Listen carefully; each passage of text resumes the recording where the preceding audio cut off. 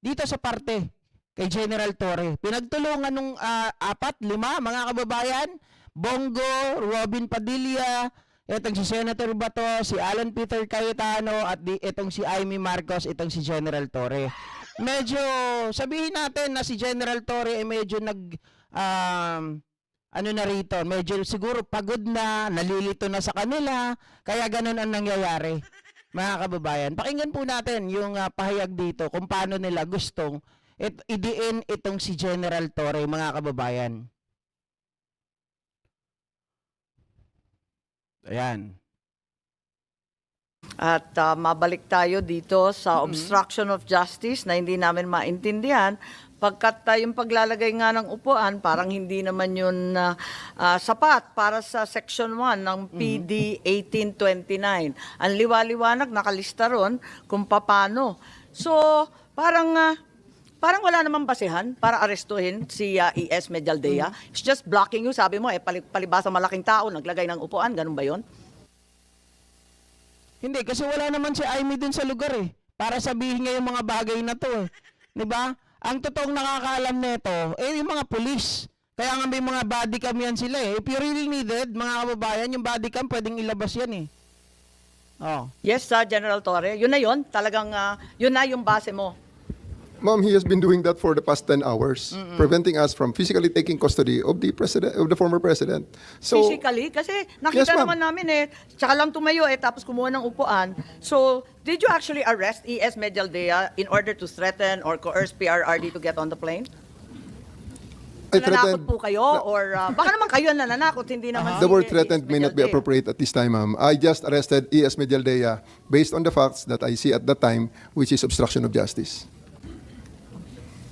Sa ano? Tsaka nakita naman natin kung sino ang nananakot dyan. Diba sigaw ng sigaw si Hanilet, etong si Kitty, nandidilat ang mata, nagmumura. Have you heard, Amy Duterte, kung si General Torre ay nagmura against those people na gusto niyang hulihin? Kanya napaka one-sided. Si Torre nakita mo yung ginawa niya, pero yung tao na mukpok ng pulis, 'di ba? Si Hanilet, nagmura si Kitty. Hindi mo nakita. Abay, bulag ka. Oh. Paraan na hinahadlangan ni ES Medialdea yung proseso? Kasi hindi ko maintindihan, hindi ko talaga makita. He is physically restraining us from taking custody with the I don't president. see him touching you. Wala dyan sa video, hindi ka naman hinahawakan. Nasa gitna siya, ma'am, namin. He is ang dami. KFC Fill-Up, 85 pesos lang. Available in select KFC. Touching you. Of course. You didn't see kasi wala ka doon. Awe.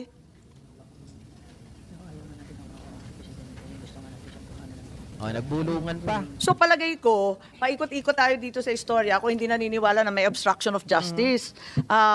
As a matter of fact, bakit hindi ninyo dinala si ES Medialdea sa kulungan nung gabing yun? Kasi pinusasan mo na, nag-Miranda rights ka na, ba't hindi mo dinala sa preso?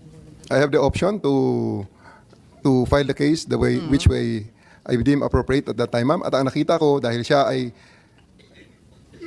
sumama sa former president sa eroplano, I would just file the case later at the time. Depende na rin sa akin yung ma'am bilang arresting officer whether I would like to Lahat yun pursue the pwedeng case or gawin ng not. arresting officer, Yes, sigurado ma'am. ka? Yes, Kasi, ma'am. di ba, arrested person, 1 minute si ES Medialdea. Pagkatapos, di mo naman dinala sa kulungan. Ang ginawa mo, sinakay mo sa eroplano, naging pasahero sa Hague. Paano nangyari yun? Simple lang, ako nasasagot, mga kababayan. Kasi si Medialdea, ayaw nga sumama ni Hanilet. 'Di ba? Yan yung nakalagay doon sa manifesto. Si Hanilet, ayaw sumama, wala daw siyang passport. So ngayon, mga kababayan, si Medialdea na lang. Oh. Tumakas ba siya sa kustodiya mo? Pinatakas mo ba? Rinilis mo ba? Ano nangyari doon? Inaresto mo tapos rinilis. Anong klase yun? Those are decisions made in the context ng situation during the time, ma'am. So, sumakay siya sa aeroplano, Teka lang. pinasakay namin siya. When did you release him? Kasi di ba nakaposas na nga Yes, siya. ma'am. Tapos binasahan ninyo at inaresto. Gaano katagal siya arestado? Actually, ma'am, nilagyan ko lang siya ng posas nang inaresto ko siya. Oo. And then, hindi nga niya mailagay ang kanyang kamay Tama. sa likod dahil medyo malaki siya. Oo. So, even before we took less than 10 steps, hindi pa kami nakalabas dun sa pintuan ng room na yun, ma'am. hindi ko na ikinabit ang isa pang posas. And then, when he was in the bus, tinanggal ko na yung posas at pinasakay si Miss Mijaldea. Sabi ko, maraming salamat sir, antayin mo na muna ang presidente dito sa bus para sabayan mo siya papunta sa aeroplano. Ang sinasabi niyo, diskarte mo na yon. Yes, ma'am. Diskarte mo. Pero hindi ba maliwanag na kapag arestado yung isang tao, hindi pwedeng palayain kung walang court order na naman?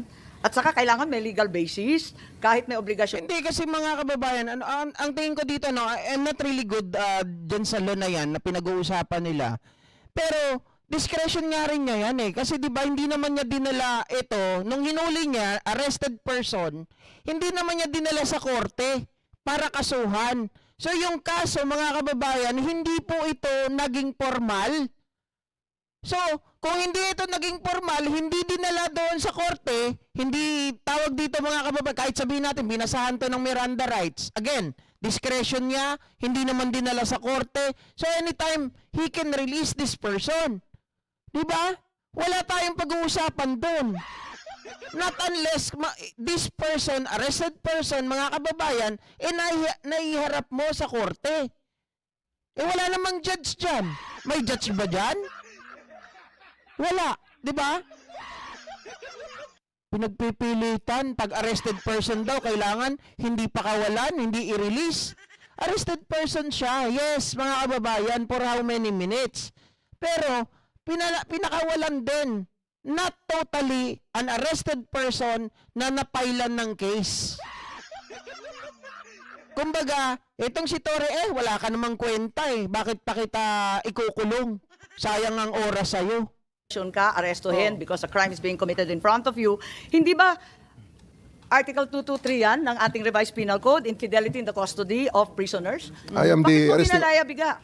I am the arresting officer, ma'am, and I have the option to file the case which way I want it. I will present him for inquest, or I will go a regular filing on the prosecutor's But having office. arrested him, you cannot just release him.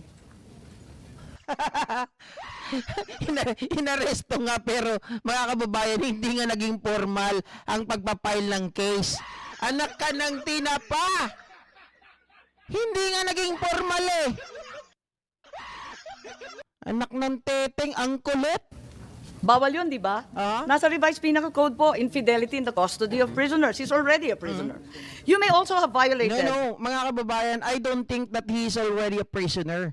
Kasi a prisoner already have, mga kababayan, meron na dyan na naiproseso na ng batas. Iniharap sa korte, nagkaroon na ng inquest, etc., etc., etc. Yun ang pagkakaintindi ko kapag ikaw ay isang prisoner na. Diba? Oh, hindi porket ikaw ay pinusasan. It's sometimes mga kababayan, that's nadala lang tayo sa init ng ulo natin, sa galit natin, or doon sa nangyayari na kailangan natin ito ay para maiwasan ang gulo, kailangan natin di ba? Kailangan natin na i-stabilize muna kung ano yung maaring mangyari. Kailangan i-prevent natin kung may mangyayaring hindi maganda or yung gulo diyan. Kaya itong si Mijaldea, dahil nag-obstruction ng justice, ang nangyari mga kababayan ay pinigilan muna pansamantala itong taong ito kasi nga humaharang doon sa kagustuhan nilang gawin. Oh, nung nag-decide siya na basahan ng Miranda right, nag-decide din siya na ito ay hindi iharap sa korte. Discretion niya pa rin yun. Your precious Article 125 for failing to deliver E.S. Mijaldea to the proper authorities within 18 hours. A provision that you're very familiar with. Di ba sinabi ninyo, mamalasin naman kayo pag hindi ninyo sinurrender. Ba't hindi mo ginawa? Again, ma'am, those are judgment calls that I made to ensure They're not the accomplishment of my judgment mission. They are procedures. Hoy, nagsalita si Bato, akala mo naman napakagaling. Mga kababayan, Bato, meron bang procedure na sa isang pulis sinasabi nila, yung mga kriminal, yung mga adik, gusto nyo patayin nyo? Gusto nyo sugurin nyo sa bahay nila, lagyan nyo ng gasolina at pagpapatayin nyo? Yun ba ay procedure? Buwak ka ng Nakakainit ng ulo. They're the law. They are Yes, ma'am. procedures. I made that judgment call, the decision to just release him and bring him on the plane based on the prevailing situation as I saw it during the time. I think that's the most prudent. I really thought at that time that's the most prudent thing to do to ensure that the primary mission of bringing the president to The Hague is accomplished. So to your mind, General Torre, you're empowered by law to release an arrested person without any order of any court. You're given the authority to arrest the person, release him kung gusto mo. Basta ikaw ang magdidiskarte. Ganun lang yon. Wala kang pakialam sa batas, sa revised penal code, sa lahat ng pinagbabawal. Ganun ba yun? That's not the context that I made those decisions, ma'am. That's Sasabi not lang in those context. saan ka naman nakakita, inaresto mo yung tao, tapos isa. Hindi kasi yan yung hindi kasi yan yung literal na kriminal na gumawa talaga ng karumal-dumal na krimen, ay me. 'Di ba? So yung mga bagay na yan ay pwedeng palampasin, yun ang ibig sabihin diyan. Sasakay mo, papuntang Hague. Anong klase yun? Nandito pa ba si Attorney Delgra? Sa online? I'm here. Andito pa pala si Attorney Delgra. Sige, tatanong ko lang, kasi nakita namin yung video, pakita lang yung video, kung saan kinakaladkad si Attorney Delgra ni General Torre. General Torre, gumamit ka ba ng dahas laban sa sinuman na nandun sa Villamor? Kasi nakita namin nagkakaladkad ka eh. Ayun, kanina pa eh. Hindi naman dapat, ilan ang hinuli ngayong araw na ito, sir? Sa iba-ibang mga krimen. Ilan ang binigyan ng ganitong... Kasi nandito kayo lahat eh. Nag-give sa tao. Ilan ang binigyan ng ganitong tao. Dami krimen sa labas. Sa kayo eh. Sir, hindi ko hingi ng floor. Just invoke Article 59. Bakit hindi yan magawa-gawa? That's precisely the point I'm saying. Ano sa dapat? Pero, please lang, bawal hawakan. Ano yung binigyan? Bawal hawakan! Bawal hawakan. Pwede ko na lang. Bawal The right to counsel is something that has to be observed and respected. Okay mga kabayan, hindi ko portehan dyan sa bagay na yan. Dito muna tayo sa isang ginawa nila kay General Torre. Hinggil May second po wallet? dun sa Pay. pagbablock ni General Torre dito kay Sara Duterte na medyo hindi ko rin po nagustuhan. At medyo parang si General Torre medyo natoxican na sa kanila sa ginagawa nila. He should have noted there, surrender to, not applicable, etc. Because nga, ang titignan naman yung dokumento, hindi yung paliwanag. But I have one more question, and ma'am, payagan nyo itulay ko rin to kay General Torre. Sir, pakinggan nyo yung question Talagang ko kay init na init sila kay Ambassador Torre. kasi baka may link to sa isang tanong ko sa inyo. Ambassador, if you go one by one sa questions, it seems to me the ICC wants to make sure na nasunod yung due process at saka human rights ng akusado at ng inaresto. In your view, meron po bang violation ng batas sa pag-arrest or pag-detain ni former President Duterte? Wala po. So wala. Opo. So wala. And you know our law, so walang violation. Opo. Okay. How about you, General Torre? May violation ho ba sa arrest or detention ni former President Duterte? No, sir. No, wala. Categorical wala tayong violate na law. No, sir. Okay.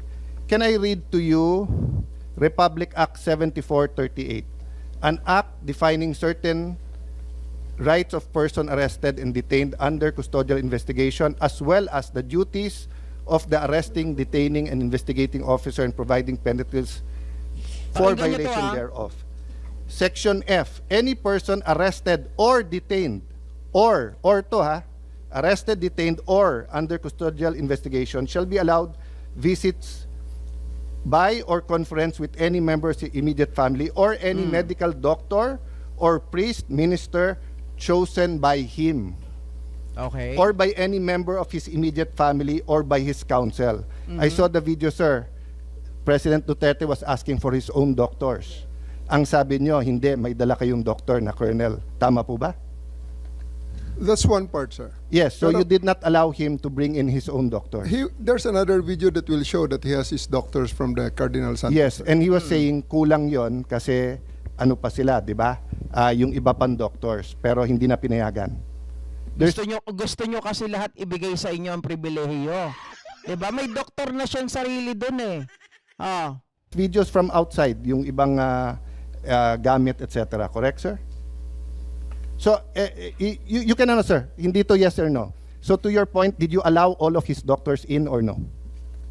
Sir, we have substantial I think we have complied with 7438, sir. Okay, it doesn't say here substantial. We It have says complied with here, 7438, sir. no sir, ang sabi kasi dito, his choice, hindi nyo choice. Hindi nyo choice i-limit yung doctors niya. Ang sabi nyo substantial. So, I will clarify. Were there doctors that he requested you did not allow in? Yes I was or not no? aware of that, sir. Okay, you're not aware kung meron pinapasok. Kalokohan yan sinasabi mo, NDG. Na si Torre ay makukulong ng 4 taon. Tinatakot lang siya dito. Alam nyo, madaling lusutan to. Yung binabasa ni Cayetano na dyan, na dapat kailangan makapasok kung sino man yung mga kamag-anak na gustong makita yung nakadetain. Mga kababayan, kung sino man yung gusto na doktor. Mamaya, ipapaliwanag ko sa inyo kung ano yung gusto talaga, yung purpose nila kung bakit si Sara Duterte ay hinihingi nila na makapasok. Oh. So, wala. Kung meron siyang ibang additional doctor, But sir. I saw the video wherein you're saying 2-star, ako na nagdedesisyon, I will not allow VP Sara in. Tama? Yes, sir. Okay. Hindi ba siya anak? Ang nakalagay dito, the person's immediate family shall include his or her spouse, fiancé, parent or child, brother, sister, grandparent, grandchild, uncle, aunt, nephew, niece, etc. Ang penalty nito ay 4 na taon ata na kulong. 4 na taon daw, nanakot Penalty pa. clause. Any arresting public officer, employee, or any investigator who fails to inform any person arrested, detained, Pero pag mga kababayan, kapag pangkaraniwang tao, hindi nyo maririnig yung mga ganyan. 'Di ba? Pag mga non-detain, mga kababayan, hindi nyo maririnig yung mga ganyan na binabasa ni Cayetano. Para lang sa mayayaman yan, para lang sa mga kakilala nila, para lang sa mga importanteng tao sa kanila. Oh. or under custodial investigation of his right to remain silent and to have competent penalty of not less than 8 years. So, ito, sa letter B, any person who obstructs or prevents any of his lawyers, any member of his family, or person arrested, detained, ayan, medical doctor or priest of his choice 4 years. So, sir, you prevented VP Sara from Ito entering. na, yung tanong. At also, sir, maraming salamat sa pagbigay sa akin ng pagkakataon na ito para maklarify yan, sir. Dahil nung first hearing natin, sir, ay palagay ko na-explain na lahat ng sir at nagkaroon ng napakaraming mga... Nung first hearing, Eto, sir, may tanong lang po ako sa inyo mga kababayan, mga ka-GP Natics. Can anyone here tell me na si Sara Duterte ay nandoon sa labas ng Villamor Air Base? Can anyone tell me na kahit magpakita kayo ng video na nandoon si Sara sa labas ng Villamor Air Base that time? Okay, so kung may magsasabi sa akin na nandoon si Sara, I'll admit. Okay, I will admit na nandoon siya. Pero wala po akong nakita eh. Can anyone tell me na nandoon si Sara sa labas ng Villamor Air Base to see his dad or to see her dad? Meron ba sa inyo? O ikaw nga MDG, nandoon ba si Sara? Okay, wala. Naghanap ako kanina, wala akong nakita na nandun si Sara Duterte. Okay, mga kababayan, wala, di ba? Wala. Wala dun si Sara Duterte. Wala. Okay, mamaya papaliwanag ko kung bakit ko tinanong yan. ang pinag-usapan kasi doon na lawyer, ako, upon looking at the Constitution, kaming mga senador, we cannot appear before the court but we can practice. Pero ang presidente, vice president cannot practice. So kasama na ako doon at yung ibang nagsabing abogada, pero nung nakita ko tong batas na to, nakalagay, pag anak, you cannot stop them from visiting. Okay. And nakita ko yung video, but sabi nyo nga, may kompleto kayong video, that's why I'm asking you, baka naman pinapasok nyo nang hindi ko alam. Sabi mo, 2 stars sir, ako nagdesisyon nito sir. I don't know if you use the word ako mananagot. So, simple lang question ko, did you prevent VP Sara from seeing her father? Yes or no? Can I expound on this, sir, before I answer the yes, Yes, or go no, ahead. sir? Thank you, sir. Kaya ako nagpapasalamat, sir, na ma-expound yan, sir. Dahil after the first hearing, medyo marami-rami ang lumabas, sir, ng mga misinformation regarding that matter, sir. Yes, sir, I did I did deny the request of President Duterte for him to allow VP Sara to enter, sir. Okay, mga kababayan, ito pa pangalawang tanong. What is the purpose? Ano ba ang purpose ng sinabing ni Digong Duterte, mga kababayan, na kailangan niyang makita yung kanyang anak?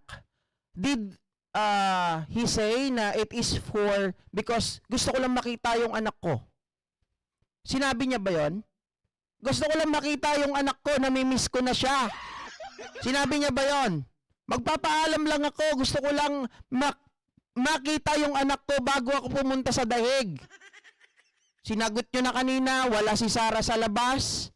Tapos hindi rin naman sinabi ni Duterte na kailangan niya makita si Sara as his daughter. 'Di ba? Bilang isang parte ng pamilya. Kasi I believe, mga kababayan, hindi naman po tayo bulag, hindi tayo bingi. Alam natin, ang sinabi doon, kailangan kong makita si Sara Duterte, ang anak ko. Sabi niyang ganon, kailangan kong makita kasi siya ang aking abogado. Oy, mga nanonood dyan, mga idiotertes. Again, mga kababayan, sasagutin ko po kung hindi nasagot ni General Torre, ang isang vice presidente, mga kababayan, kung siya po ay isang incumbent, bawal po na mag-practice ng law. Kahit ang presidente, bawal siyang humawak ng isang kaso, bawal siya mag-counsel. 'Di ba? Ibinalita na yan natin noon. Kahit nung sinabi niya kay Zuleika Lopez, ako ang kanyang counsel, mali yun. Tinatarantado lang kayo ni Sara Duterte. At yun ang dahilan kung bakit si Sara ay hindi pinayagan na pumasok doon. Kasi that's BS.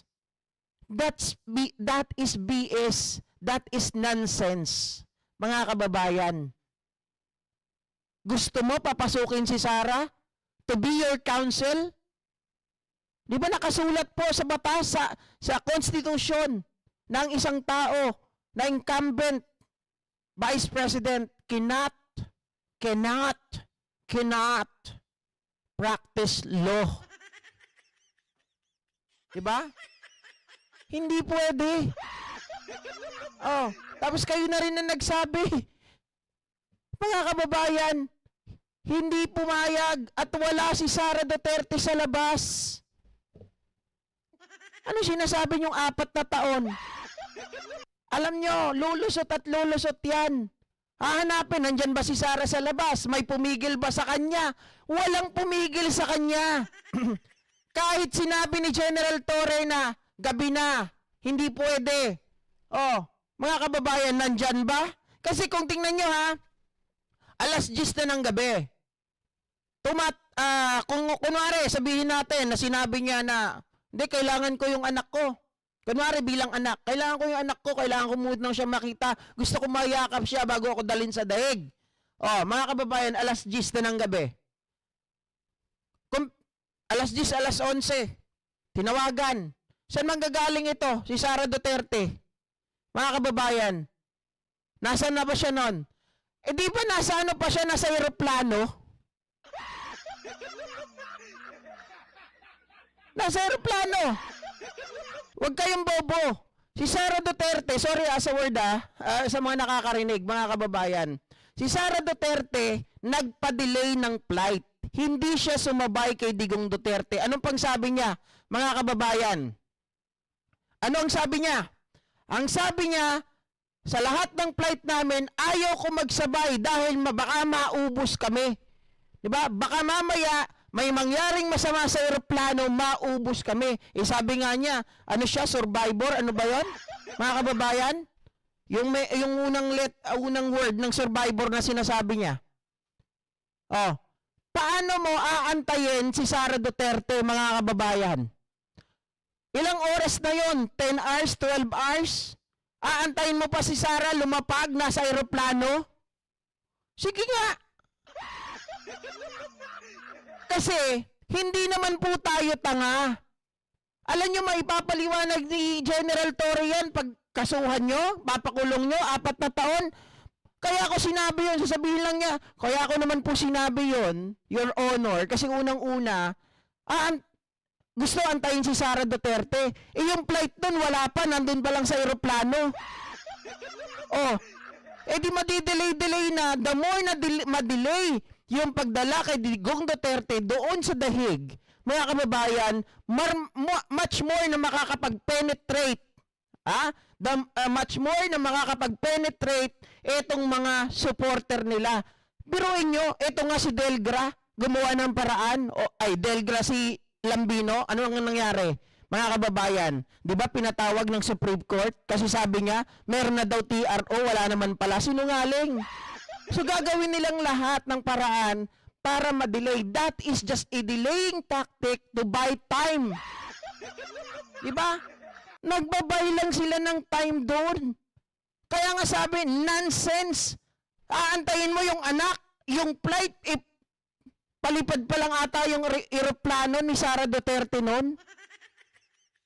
Oh.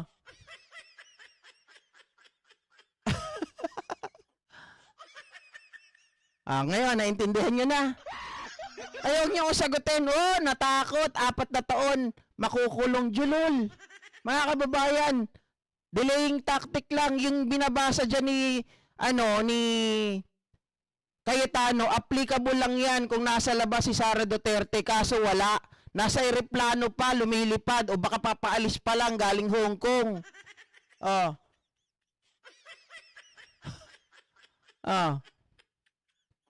Oh.